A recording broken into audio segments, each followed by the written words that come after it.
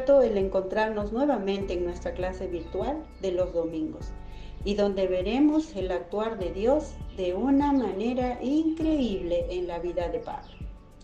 Y para esto pediremos a nuestro Padre en oración que nos guíe y nos muestre sus planes y propósitos para cada uno de nosotros.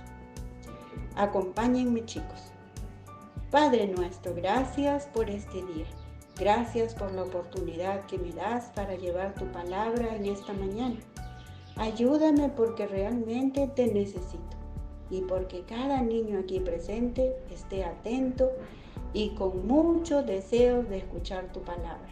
En el nombre de nuestro Señor Jesucristo. Amén. En nuestra clase anterior, el tribuno le permite a Pablo hablar a la multitud. Después que Pablo lo convence que no era un alborotador ni un perseguido de la ley. Y Pablo, como siempre, no pierde el tiempo. Se defiende ante el pueblo.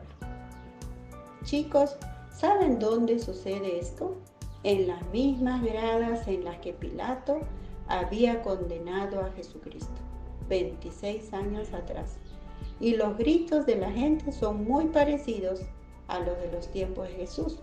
Esto pueden verificarlo en Lucas 23:18.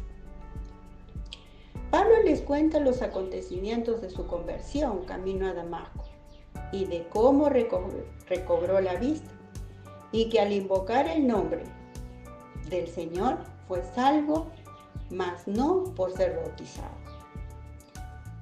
Pablo les hablaba en hebreo y ellos se mantuvieron en un silencio obligado, se puede decir, pues había mucha tensión en dicha reunión. Solo hasta que escucharon el llamamiento de Pablo por Dios a los gentiles. Sí, Pablo insistía que él había sido enviado por Dios a enseñar a los gentiles, despreciables o perros, como los llamaban los judíos. El hecho de que Pablo dijera que los gentiles también podrían ser salvos al creer en la resurrección de nuestro Señor Jesucristo, después de un verdadero arrepentimiento de sus pecados, solo por gracia de Dios podían ser salvos. Pablo les otorgaba el mismo valor que los judíos, y para ellos era una blasfemia intolerable, lo que provocó que empezaran a gritar y arrojando sus ropas decían que desaparezcan a Pablo. Una vez más, vemos la mano de Dios usando al tribuno como su protector. Entonces, el tribuno mandó que lo metiesen a la fortaleza y que lo azotaran para que empezara a confesar sus delitos cometidos. Pero Pablo se libra de ello al declararle a uno de los centuriones que estaba presente que él era un ciudadano romano. Al enterarse el tribuno que Pablo era un ciudadano romano, ordenó que se le quitaran las cadenas, llevándolo ante el concilio, ahora sí para saber la causa por la cual lo acusaban los judíos. Pablo ante el concilio.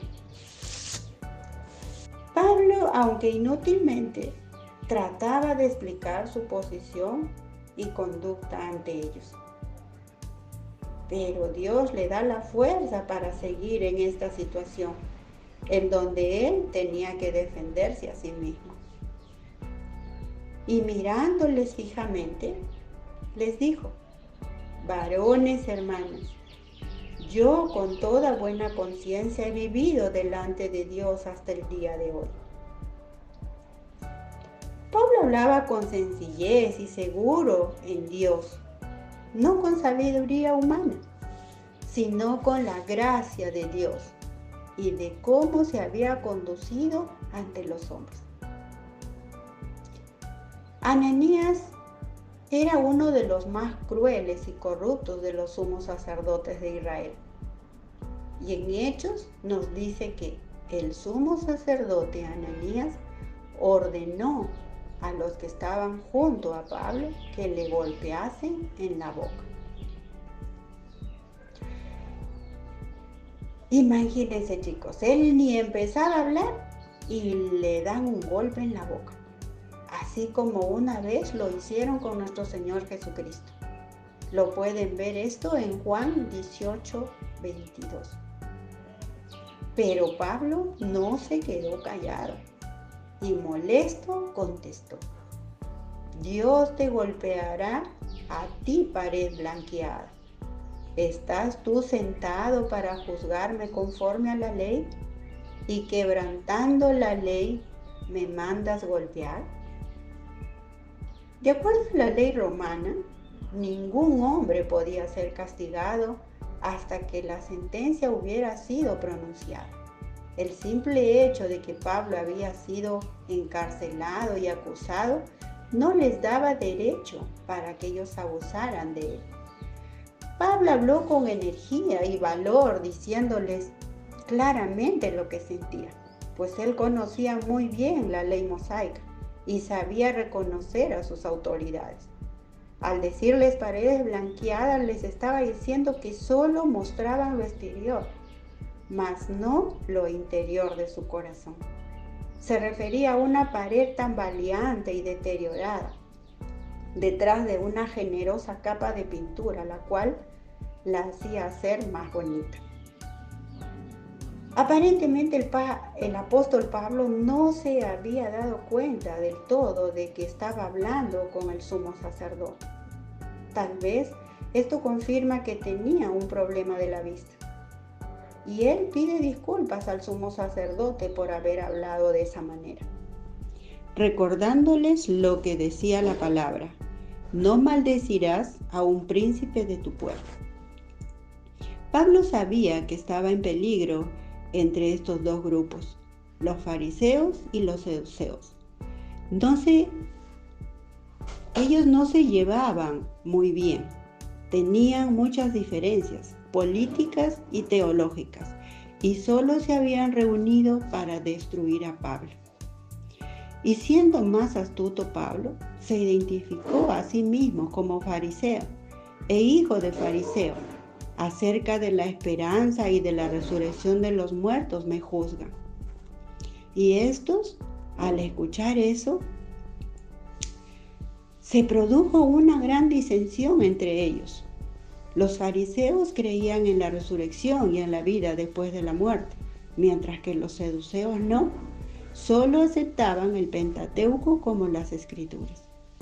Y levantándose los escribas de parte de los fariseos, contendían diciendo: ningún mal hallamos en este hombre, que si un espíritu le ha hablado o un ángel, no resistamos a Dios. Solo Dios puede hacer eso, chicos. Pablo llegaría a Roma, cueste lo que cueste, porque esos eran los planes de Dios para Pablo.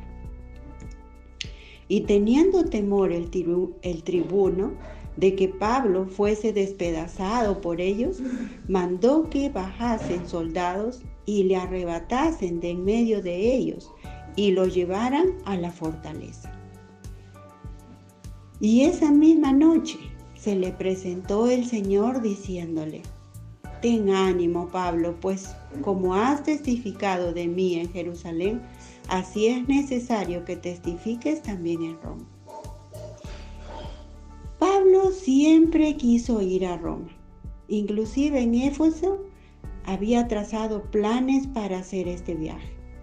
Pero en este momento en el cual se hallaba, no estaba seguro de salir vivo. Pero Dios allí estaba con él, alentándole y llenándole de ánimo y fuerzas para seguir adelante, pues él estaría con él siempre. Un sobrino de Pablo se entera del complot que tramaban 40 fanáticos para matar a Pablo, quienes inclusive habían hecho un juramento bajo maldición diciendo que no comerían ni beberían hasta que hubiesen dado muerte a Pablo. Y contándole esto al tribuno, le dice que ellos vendrían con engaños a él, solo con la intención de matar a Pablo. Entonces el tribuno, despidiendo al joven, le dice que no dijera nada de que él había dado aviso de este complot. Inmediatamente el tribuno ordena trasladar aquella misma noche a Pablo a Cesarea, siendo protegido por 470 hombres bien armados, enviando anticipadamente una carta al gobernador Félix, dando una explicación detallada de lo que pasaba con el prisionero Pablo. Y leyendo la carta, preguntó de dónde provenía. Y habiendo entendido de que era de Sicilia, le dijo: te oiré cuando vengan tus acusadores. Y mandó que lo custodiase. Nos damos cuenta, chicos, de que Dios estaba siempre con Pablo, guardándolo y cuidándole hasta que termine su viaje. ¡Qué grandioso! Versículo para memorizar. Todos juntos, chicos. Se le presentó el Señor y le dijo: ten ánimo, Pablo, pues como has testificado de mí en Jerusalén, así es necesario que testifiques también en Roma. Hechos 23:11. ¿Qué aprendimos, chicos? Así como Dios obró en la vida de Pablo, así Él quiere obrar en cada una de nuestras vidas. Sí, en ti y en mí y en toda persona que cree en Él, que confía y guarda su palabra. Él nos guiará y nos dará dirección en nuestro diario caminar en este mundo, porque Él conoce todo de nosotros y solo Él puede cambiar nuestro corazón. Lean, chicos, Job 34:21, Salmos 139 del 1 al 6. Dios animó a Pablo cuando estaba en dificultades. Utilizó a su sobrino para protegerlo de sus perseguidores. Usó al tribuno como su protector. Él prometió a Pablo que lo llevaría a Roma y él movería cielo y tierra, pero Pablo culminaría sus viajes como él lo había programado. Dios es inmutable, no cambia, ni en su naturaleza ni en sus propósitos. Él no es hombre para que mienta, ni hijo de hombre para que se arrepienta. Él es Dios que guarda sus promesas y las cumple. ¿Alguna vez te has sentido desanimado? Creo que sí. Yo también. ¿Por algún examen difícil? ¿Por algún deporte que no podemos hacer? ¿Por la pérdida de alguna mascota quizá? ¿O ahora en nuestra actualidad por el uso de esta mascarilla en nuestro rostro? ¿O porque no podemos salir y visitar a nuestros familiares?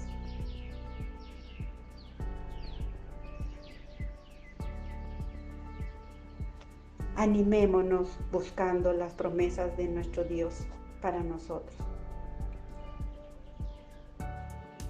Y deleitémonos en ellas, sabiendo que Dios está cerca de nosotros.